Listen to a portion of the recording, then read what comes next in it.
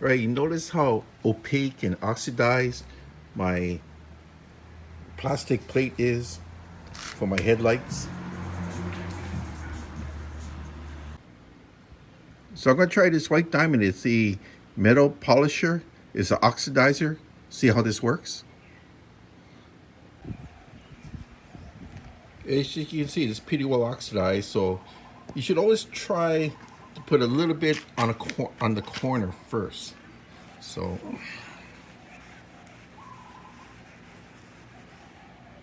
wow, look at that.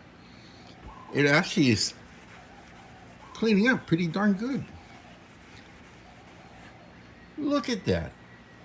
Let's try the rest. Look at that. I just did the top part from here.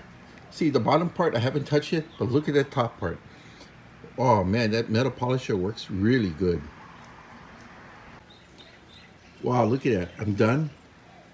It's like showroom finish.